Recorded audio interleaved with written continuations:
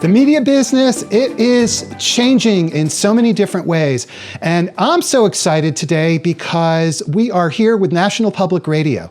I'm Michael Krigsman. I am an industry analyst and the host of CXOTalk.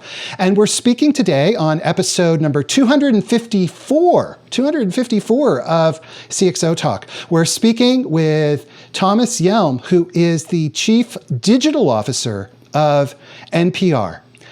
Right now, there is a tweet chat taking place. Go to Twitter using the hashtag CXOTalk, and you can join in and you can ask Tom questions directly. And I want to say thank you to Livestream for supporting CXOTalk in just a great way. Go to livestream.com/CXOTalk, and they will give you a discount on their plans. So thank you to Livestream. Tom Hjelm, how are you? And thank you for being here. I'm very well. Thank you, Michael. Good to be here. So Tom, I think everybody knows of NPR. I know for myself, it's very exciting because, of course, I've been an NPR listener since I was a kid. But tell us about NPR. It must be interesting and must be fun to work there. It's quite a place. It is. It happens that this is a sort of a red letter anniversary. 2017 is actually the 50th anniversary of the signing of the Public Broadcasting Act in 1967. That was the date on which Lyndon Johnson signed into existence what effectively became the Corporation for Public Broadcasting, which is the government entity that funds PBS, NPR, the interconnection systems that support public broadcasting. But that was the moment at which, the sequence of events started that led to the creation of NPR. Formerly, NPR was created back in 1970.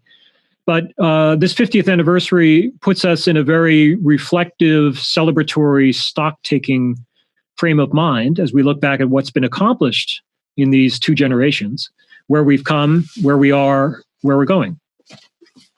So that coupled with, the audience success of what NPR and public radio are doing today. Ratings are at all-time highs in terms of broadcast, particularly for the tentpole news magazine shows, Morning Edition, All Things Considered. On-demand podcast listening is at all-time highs. That market is really on fire. The audience has been growing and growing exponentially over the last couple of years, and public radio is topping those charts.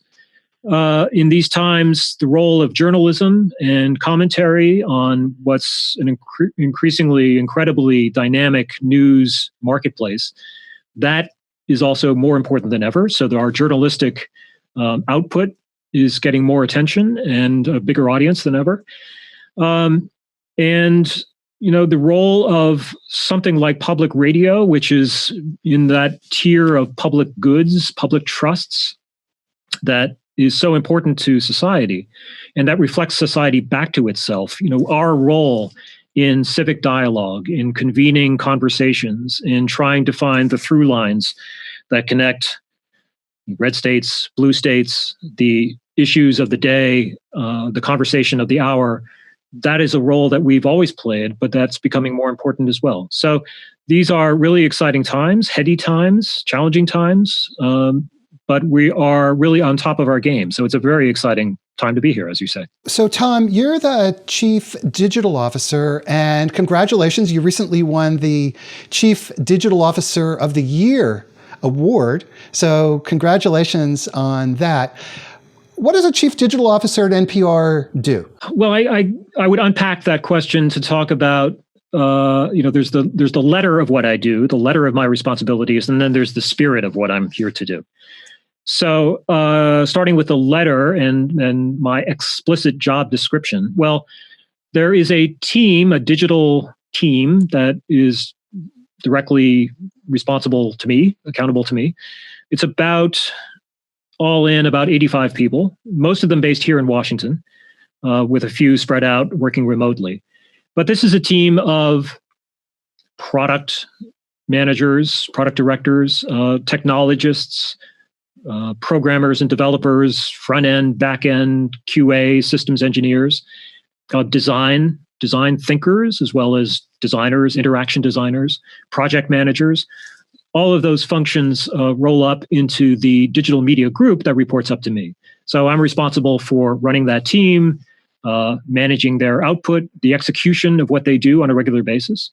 The output of what they do, by the way, includes things like running NPR.org, the NPR One mobile app, the NPR News mobile app, our various relationships with third-party platforms, whether it's the Apples, Googles, Amazons, et cetera. And working very closely with our many partners across the organization, our news department, our marketing group, our business development team, our fundraising teams, operations, legal, all those guys. So I'm effectively, that is my corporate role, is to manage this division. You mentioned design thinking. And how does that fit in? That's really interesting. Yeah. Look, I've been working in digital media for some time now, and I'd say the art and the craft and the process of digital work, that's an evolving story. It's an evolving narrative, and the methods, the best practices for how we identify what is the opportunity that we really want to explore.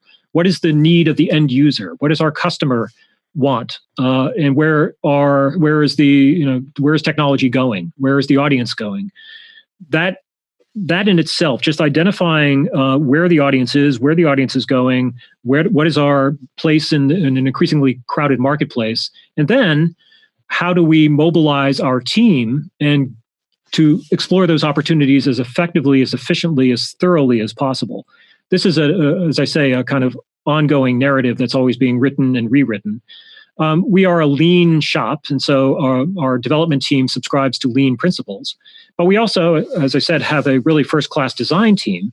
And so in this kind of constant state of self-evaluation and reinterpretation of what we're doing and how we do it, I'm also really always very interested in exploring new technologies, new methods of doing our work. So design thinking, particularly thinking about the needs of the end user, and following the story of where they are, where they're going, and how we can design our products and our platforms to meet them accordingly. That is, as you probably know, and as your listeners probably know, there's a pretty intricate science to the methods of design thinking. That is something that we're also exploring as well. So I guess to summarize, part of the mission of this team is to be thinking about and working on a regular basis about the development of products and platforms that will, again, meet the user, the listener, the viewer, the reader, wherever they are going, to anticipate and then to build and innovate accordingly. But it's also to be challenging ourselves and, by extension, even challenging the organization around a different set of different ways of thinking about the audience and different ways of organizing our workflows in order to meet the needs of this, again, increasingly dynamic marketplace. So it sounds like this, in a way, gets right to the heart of what's happening in media today, because you're talking about telling stories, but doing it and using technologies and using approaches that the listener can relate to. And so maybe link this into what's going on with media in general and the transformation that's taking place. Maybe I'll start by telling a little bit about my backstory. So I've been working in digital media in one form or another for a little over 20 years now, which makes me a veteran, if not a fossil. That's a couple of generations of digital, activity, work, evolution. And all of my career has been spent working in what might be termed legacy media companies that have recognized that changes are a-coming and have recognized the need to adapt to those changes. So I spent many years, for example, working at NBC, first at NBC Entertainment in Burbank on the West Coast, and then more recently, NBC News, or local news, I should say, based in New York. And in between, I worked for AOL, which could be considered at this point sort of a legacy media company, which was built on a sort of dial-up ISP business. When I was there more than 10 years ago now, I was working for AOL for broadband, which was an effort to reorient the company to change and adapt to what was then the broadband revolution, taking the organization past that dial-up ISP legacy business and adapting to changing times and a be everywhere, always on some capability in terms of the digital marketplace.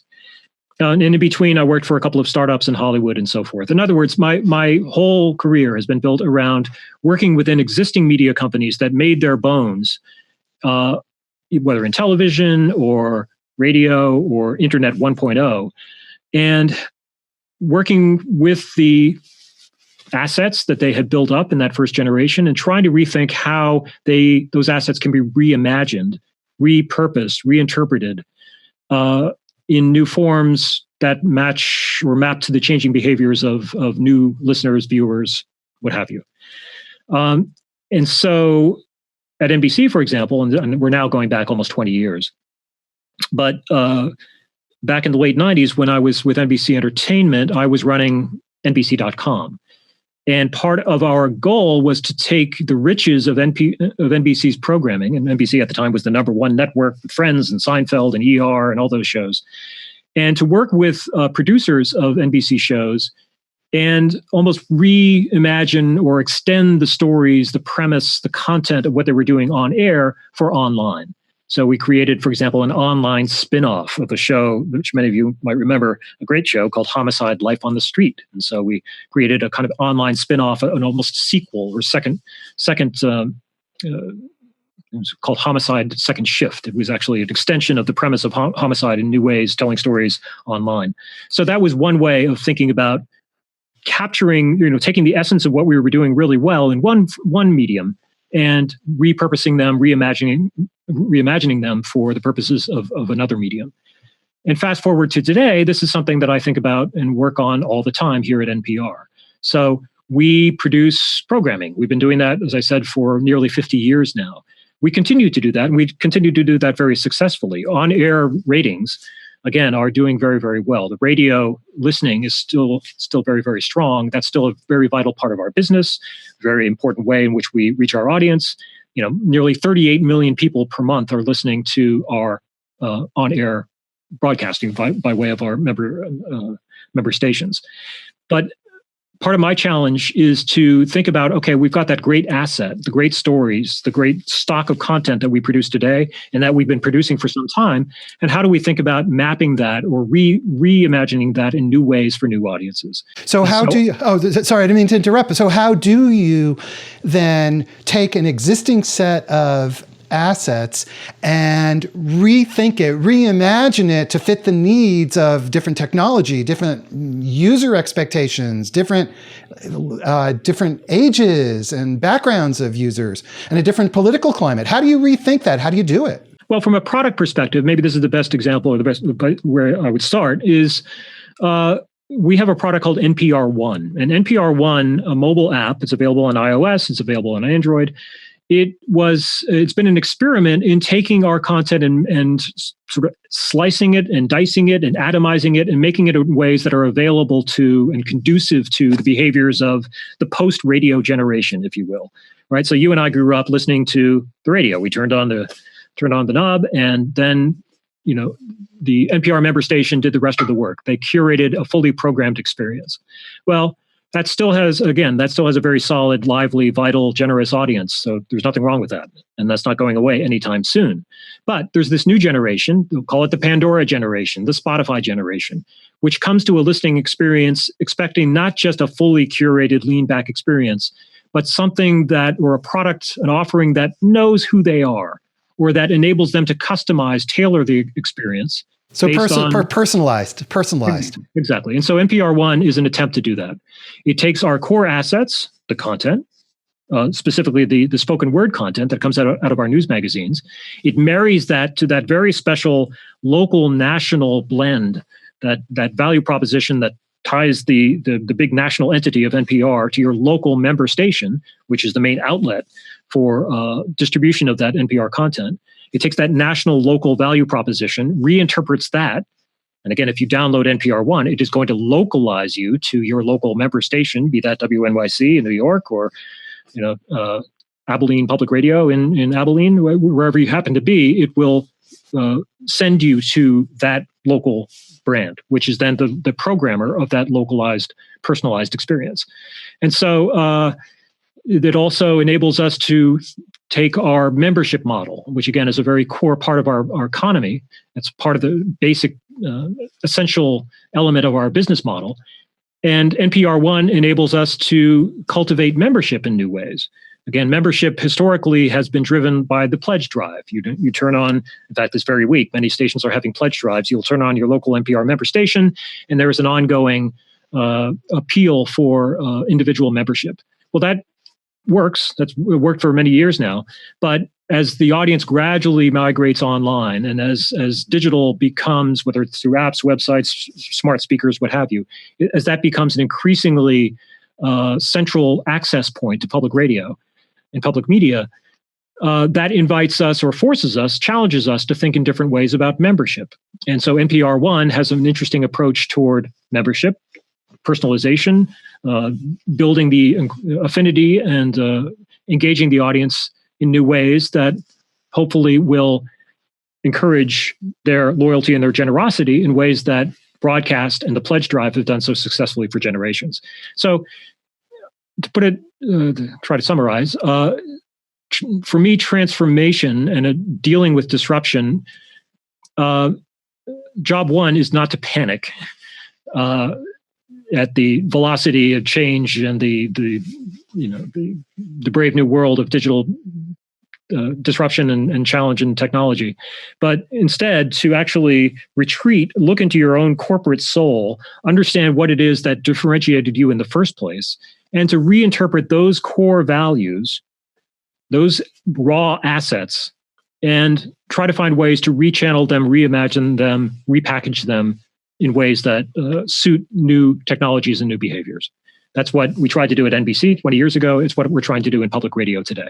So I love that. I love that notion of face disruption by, number one, don't panic. And then number two, retreat into your corporate soul, which is another way of saying really understand what differentiates you, what makes you unique. But that's, for an established organization, that's hard. It's not easy, but it's a great challenge. And then look, I count my blessings every day that I come to work at NPR, because what we do is so important. The quality of what we do, I think, is so great, and it has been for so long.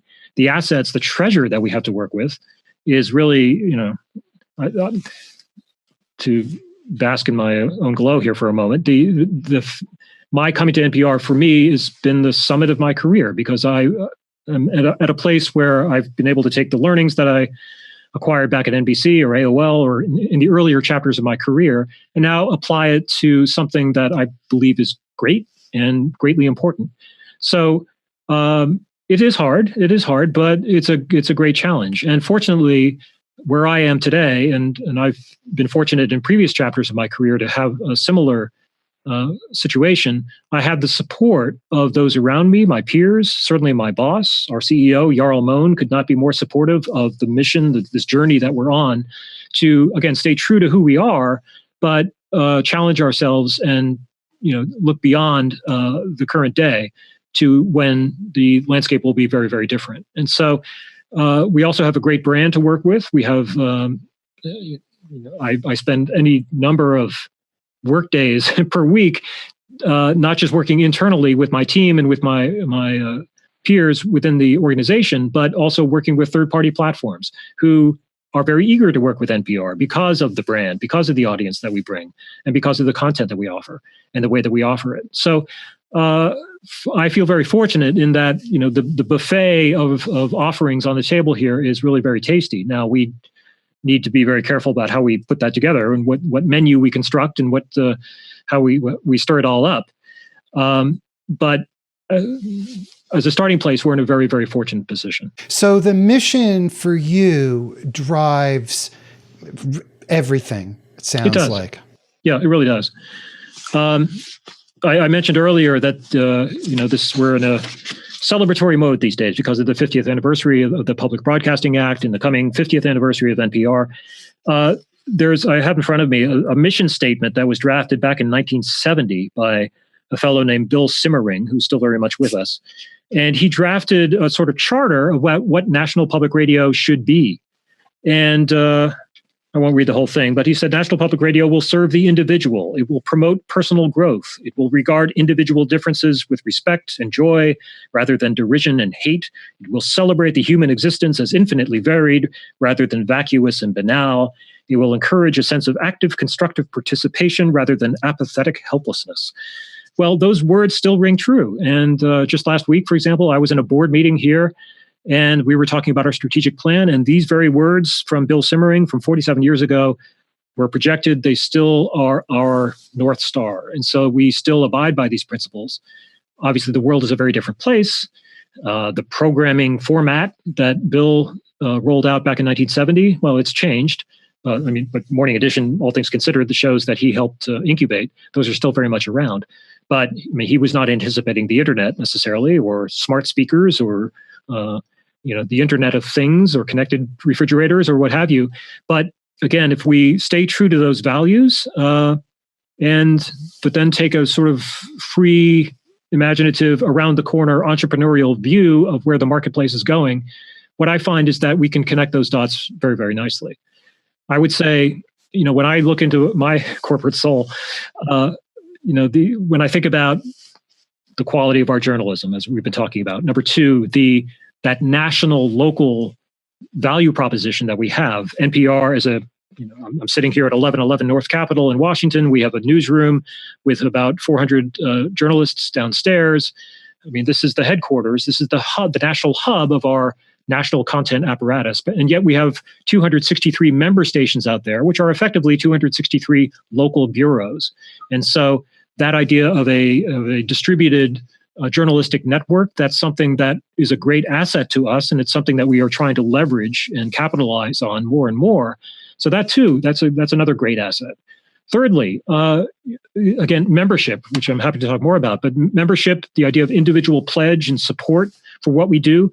When you think about it, we are we invented crowdfunding in a way. And if you talk to somebody from Kickstarter or Patreon, they will often tell you, I got my idea for Kickstarter or Patreon from, among other things, public radio. You've been doing crowdfunding for generations now. And so we invented, in a sense, that idea of crowdfunding. That is an important part of our economy. It's also something that really sort of strengthens that compact that we have with our audience. The fact that they are supporting us financially.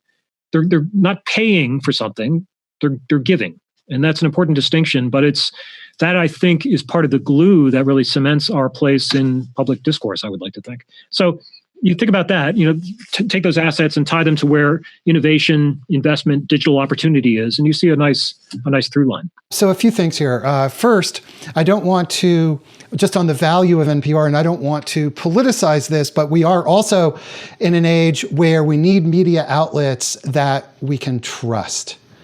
And certainly, personally, NPR is that.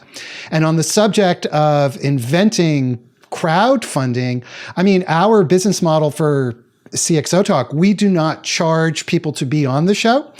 And you can't pay us to be on the show. People offer us money. We turn it down. And we don't charge people to watch the show. And so NPR has been the model. We have some comments from Twitter. First off, Jen Phillips says, thank you for bringing you, Tom Hjelm, to talk shop and your thoughts on using media powers for good. And so, Jen, thank you so much for watching.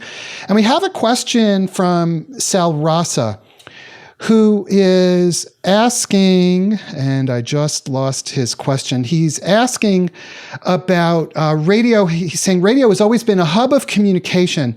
And how does radio fit in today's digital networked world, which also addresses at the same time a question that I wanted to ask you, which is more fundamental. What is radio today? Has nothing to do with the airwaves, right? Alone. It's not about the airwaves anymore. What is radio anyways? That is a good question. The way, just to abstract things, maybe a little too far, but there's, instead of thinking about radio, I think about a kind of continuum of curation, if you will. So in other words, you have lean back experiences and you have very lean in experiences, right? So radio is the ultimate lean back experience. You turn on the knob and then we do the rest, right? We've been doing that expertly, and that still has a very vital place in the media marketplace. Again, I just want to emphasize radio, unlike, say, newspapers or other media, has not fallen off a cliff. Far from it. Morning edition, all things considered, all-time highs. Those are the two most popular or most listened to talk radio shows anywhere. But get back to your question. So there is a place for, and there's a value in that fully curated experience, which today is essentially radio. But more and more, if you look at the analytics for websites across the public radio system, I used to work at WNYC, for example, and I looked very closely at the analytics and what are people doing when they go to WNYC.org or using the WNYC app. And in my time there, the number one behavior was to hit listen live. So people were essentially using the website, the app, what have you, as essentially a radio, a fully curated experience. And then they would do whatever they were doing, cooking, working, what have you. Okay, so that's one extreme, and that's something that we continue, I think, to have a very strong place in. Opposite extreme is roll your own, find your own show, your own segment, your own podcast. And so we are competing in that marketplace as well. So we produce podcasts out of NPR. We produce any number of podcasts. We are, by a wide margin, the number one producer of on-demand audio. The number two producer is WNYC. The number three producer is Ira Glass. Again, public radio is topping the charts here when it comes to podcasts. Most of those podcasts are being listened to on third-party platforms. Maybe that's the podcast app on Apple. Maybe it's Overcast or Pocket Casts or name your favorite podcast app. But essentially, people are finding and curating their own experiences, based on podcasts that they've heard about or been recommended, that have been recommended. So that's the almost opposite extreme, right? The fully self-curated listening experience. That's another part of this landscape that we are exploring. And then, again, visualize this sort of continuum, curated to uncurated. In the middle, that's where NPR One lives. One example. That is a curated and yet personalized experience. So if you want to listen to NPR One, we will give you a sort of stream of segments and podcasts. And the more you use it, the better we get to know you. And the more we will tailor that experience, the sequence, the topics, the nature of the segments that we're delivering to you based on your interests, your location, what you like, what you don't like. And so it's finding the middle ground, the white space between the fully curated, the fully uncurated. And so as a radio or an audio first, not audio only, but audio first organization, we have to and are eagerly exploring that entire spectrum. So radio is still going strong. We're all about podcasts, but we're also very interested in exploring this in-between zone of the next generation, the personalized radio listening experience that I was describing earlier. So radio per se then becomes one product, for lack of a better word, or maybe it's better to say one channel through which you distribute your content. But ultimately, it links back to the mission, and the mission then drives the type of content, and then the distribution channels for that content are another layer on top of it. Is that a good way to look at it? That's a good way to look at it. That's absolutely right. We are mission driven, and I do want to emphasize that. We are also a business. I mean, in the sense, we're a nonprofit, but we are also very assertively exploring new revenue opportunities. So we talked about membership earlier. There's also sponsorship, and so our sponsorship business, corporate sponsorships, has been going very well over the last couple of years, particularly driven by the podcast market. So we do have a sales team, which is selling sponsorships that are integrated into our podcasts. And then another part of our business model has to do with major philanthropy, foundations, some degree of government funding as well. So I don't want to just suggest that we're in this kind of blissy space where we don't have to think about money at all. We're just driven by the mission. That certainly informs what we do. It's the reason ultimately so many people are here. But we do need to keep an eye on the bottom line and just how we are funding our operations. And so how do you manage then that tension between the mission-driven aspects of what you do and the basic reality that if you don't have funding, you don't have a building and you don't have a studio and distribution and all the things that you need. Tension. I don't sense a lot of tension here.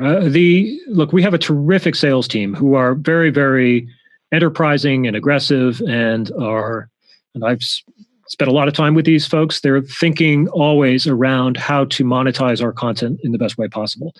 But there's not a mercenary aspect to this place. And unlike other commercial places where I've worked, I'd never had the feeling that I am essentially working for the sponsorship team. They are working very much with us. And the groups that are selling sponsorships, they too are here for the mission or the quality of what we do, the quality of our audience. They're looking at it through a different lens. But it's not like there's this urge within the organization to sell out or go commercial or compromise our editorial or mission values just to chase after a dollar. That really doesn't happen here. There is, if there's tension, it's a healthy tension, one that keeps the mission orientation that is so inherent in the organization tied to the reality of what the marketplace is. But the mission also tempers whatever instinct there might be, and I don't think there is one, to, again, just sort of go wherever the sponsorship dollars are being waved at us. So there's a healthy balance there. I wouldn't call it a tension, but a balance. That's really quite extraordinary and probably is one of the key factors, I'm speculating here, but it's probably, I'm thinking, is one of the key factors that has enabled NPR to remain durable through these decades where there's been so much change, so much upheaval, and so much pressure to, just in our commercial world, so much pressure to conform to place the business dimensions first above the editorial. Yeah, I think that's right. To look at it in another way, maybe a more tactile way, we have part of our success and part of our endurance, as you say, has to do with our having multiple revenue streams. We're not dependent on one business model versus another. So NPR, I believe, in the current fiscal year, about 30% of our revenue is coming through sponsorship. About 40% of our revenue is coming from via station fees, mainly the licensing of our news magazines and other shows that we make available to public radio stations across the country. And then 15% thereabouts, or a little bit north of that, comes from grants, from contributions, philanthropy, foundations. So there's a pretty healthy mix there. And by the way, our goal for grants and contributions and development, we're investing in that pretty significantly. So I expect even greater parity going forward among those three main revenue streams of sponsorship, station fees, and foundations and grants. And that's almost a mirror of what you would find at the station level, in the sense that for the typical station, maybe 35 to 40% of their revenue comes from individual membership. Roughly 20% thereabouts from corporate sponsorship. Again, that's going to vary very much from market to market. You have some huge markets, you have some very, very small ones. But it's a general rule of thumb, maybe 40% for membership, 20% for corporate sponsorship, and the rest from a mix of maybe local government, from university fees, from the Corporation for Public Broadcasting. But even there, and I'm not trying to gloss over the fact that some stations are truly challenged in terms of their revenue models going forward, but because there are some tight times out there.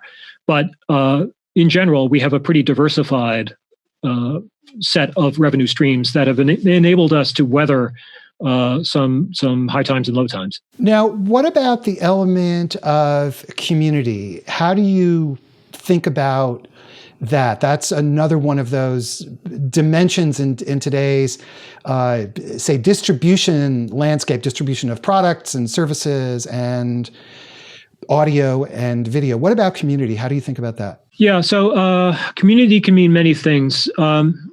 The way my first definition of the many definitions of community has to do with the community of stations. So just to backtrack to my own autobiography for a second, I came here to NPR about a year and a half ago from New York Public Radio. And I'd spent a little over 5 years as the chief digital officer for New York Public Radio, New York Public Radio comprises multiple businesses, WNYC, which is the largest NPR member station in the land, WQXR, which is a classical station, WNYC Studios, which produces Radiolab, Freakonomics Radio, New Yorker Radio Hour, et cetera.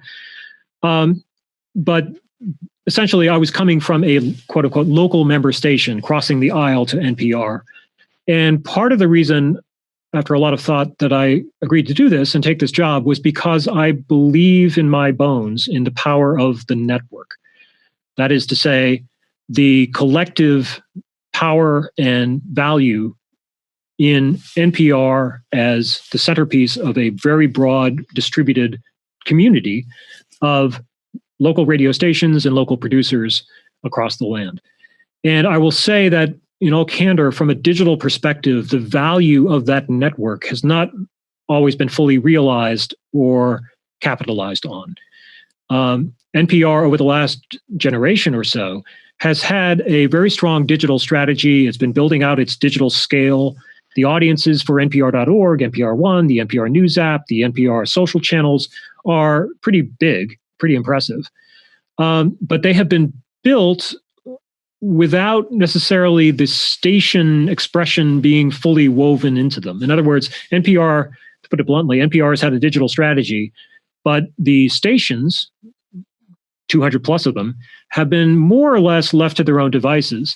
And so we have a multiplicity of digital strategies, digital platforms across the system, which adds up to, number one, a not fully coherent user experience. What is NPR.org for relative to name your local website for your local member station? Or apps. I mean, it's just a big, busy constellation of digital products for local stations, national producers, NPR, et cetera, et cetera. It's not necessarily a collective strategy. So there's a lot of duplication from a user experience perspective, and there hasn't necessarily been a coherent strategy for how these pieces interlock and how we are driving the audience or building the audience, following the audience across this ecosystem.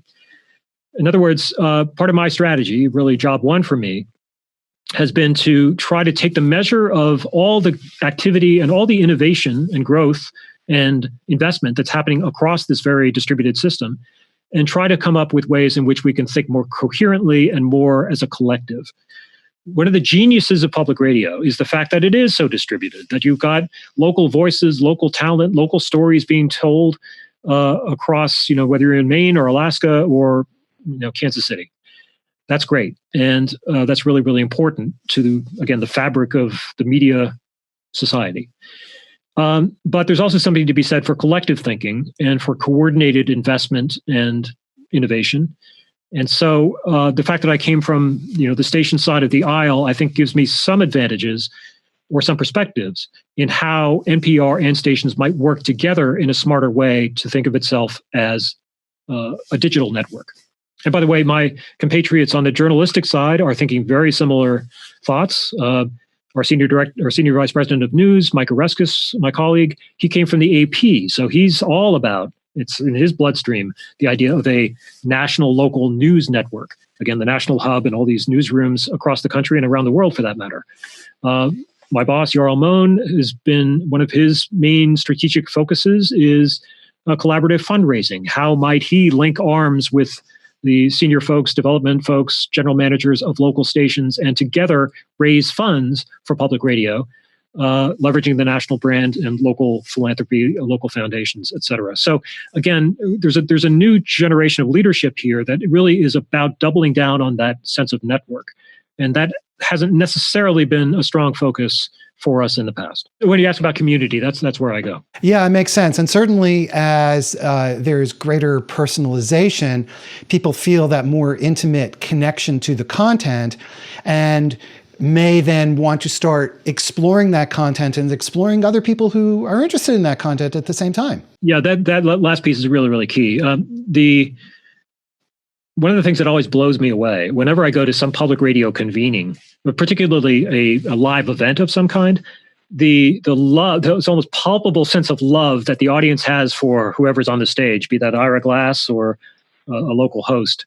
It fills the room, the love from the audience to the talent, but the love in the room, the incredible affinity that public radio people have for one another, the audiences have for one another. That too, that's part of the really strong connective tissue that I think makes public radio special. We joke about the tote bag being, the more often than not, that's the premium that one gets for becoming a subscriber or a member of a local radio station.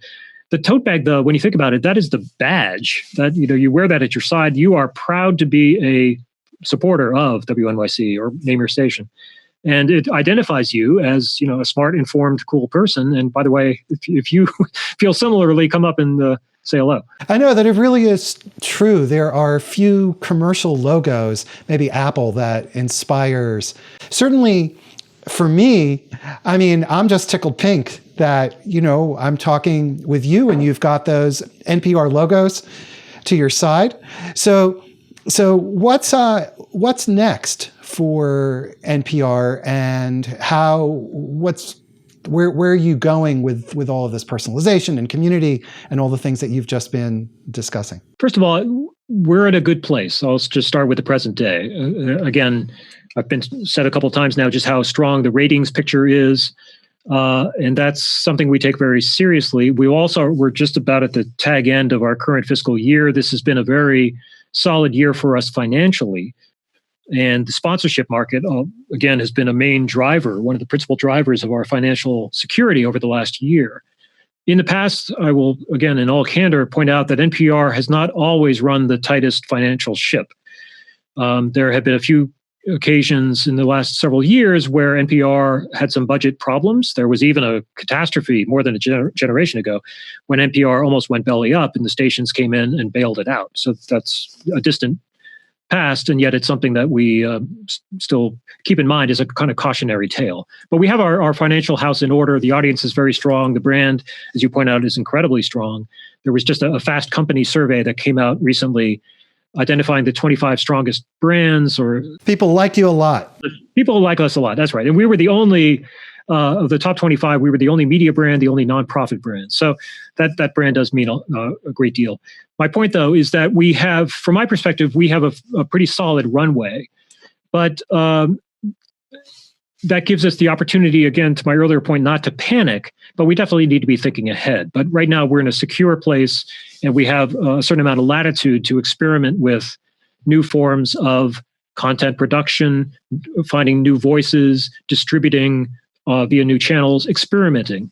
And experimentation, part of my role as I see it, is to really encourage that sense of trial, error, failing fast, all the good mantras that one hears from a digital leader. That's part of what I want to try to bring to the culture.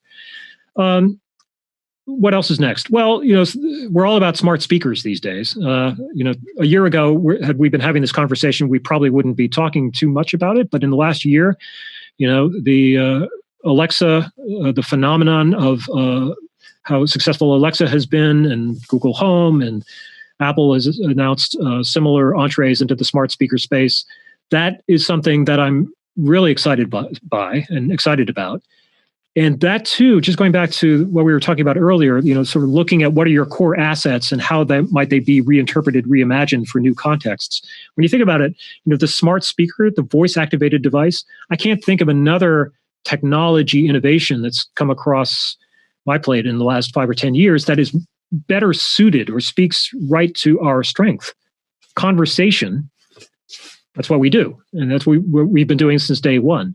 Call and response, rendered communication. That is right in the heart of the value proposition of public radio. And it's very much what the folks at Alexa and Google and Apple and others are thinking about as well.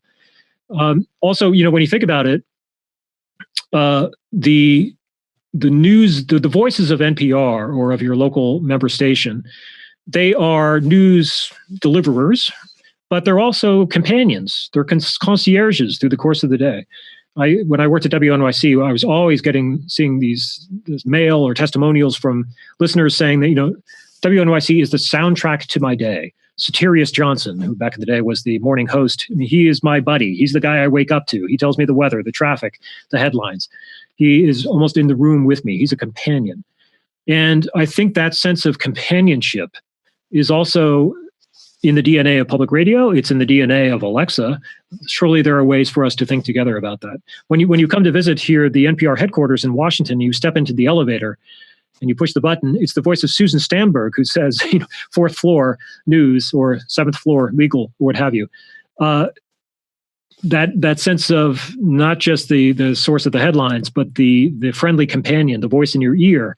That is something I think that's special. That's in the mojo of public radio. And I'd like to explore ways in which that value could also be translated for what is an increasingly voice-activated, smart world. Okay, well, this has been a very fast 45 minutes. Thomas Hjelm, Chief Digital Officer of National Public Radio, NPR. Thank you so much for taking this time and being with us today. It is my pleasure. Everybody, you have been watching episode number 254 of CXOTalk. Please like us on Facebook and subscribe on YouTube. And we have great shows coming up, and we will see you again next time. Thanks so much. Bye-bye.